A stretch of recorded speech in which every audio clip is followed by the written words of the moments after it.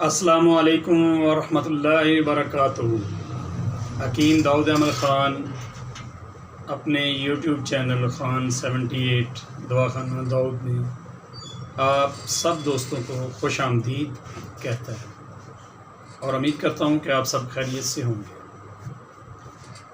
آج میں آپ کو جو نسخہ بتانے لگا ہوں وہ ایسے دوستوں کے لیے ہے جو بہت زیادہ کمزور ہیں، جسمانی طور پر جسم میں دردیں ہوتی رہتی ہیں اور جراثیم کی بھی ان کو بہت زیادہ کمزوری ہے اور جراثیم بھی اچھے طریقے سے نہیں بن رہے، تو وہ کیا کریں؟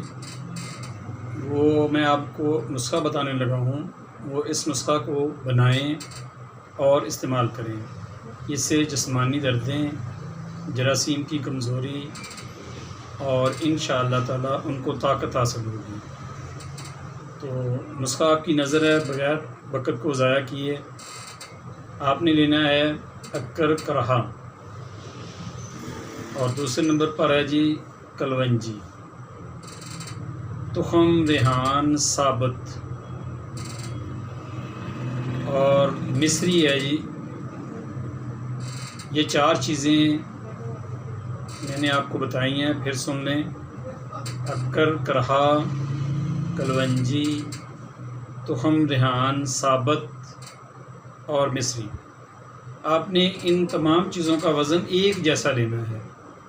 اگر آپ نے اکر کرہا 50 گرام لیا ہے تو کلونجی بھی آپ لیں گے، تخم ریحان بھی ایسے ہی لیں گے اور مصری بھی ایسے ہی لیں گے۔ آپ اس کو چاہے تو کوٹ لیں، گرائنڈر کر لیں، اس کا پاؤڈر بنا لیں۔ آپ نے اس کی خوراک جو ہے وہ صبح بعد از کھانا 3 گرام یعنی چائے والا جو آدھا چمچ ہے وہ آپ لیں گے، اور اسی طرح آپ نے شام کو بھی کھانے کے بعد استعمال کرنی ہے۔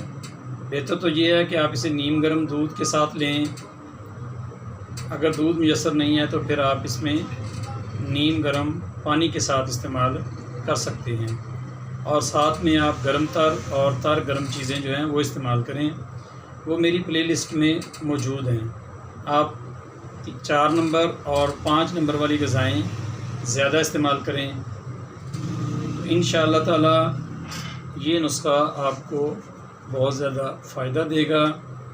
اگر آپ کو میری ویڈیو اچھی لگے تو آپ اسے سبسکرائب کریں، لائک کریں، اپنے دوستوں کے ساتھ شیئر کریں۔ میں آپ کے لیے ایسی ہی مختصر ویڈیو جو ہیں اچھی والی بناتا رہوں گا۔ آپ مجھے اپنی نیک دعاؤں میں یاد رکھیں۔ نماز کو ضرور قائم کریں، کیونکہ نماز دین کا ستون ہے۔ کوئی بھی جو مکان ہوتا ہے وہ بغیر ستون کے یا پلر کے نہیں کھڑا ہوتا، تو ہمارا دین بھی جو ہے وہ اسی طرح ہے۔ ہمارے پیارے نبی حضرت محمد صلی اللہ علیہ وسلم نے فرمایا کہ نماز دین کا ستون ہے۔ آپ خود بھی نماز پڑھیں اور اپنے بچوں کو بھی نماز کی تلقین فرمائیں، اور اللہ تعالیٰ ہمیں بھی نماز پڑھنے والا بنائے، تاکہ ہمیں آخرت میں کامیابی ملے اور ہم سرخرو ہو سکیں۔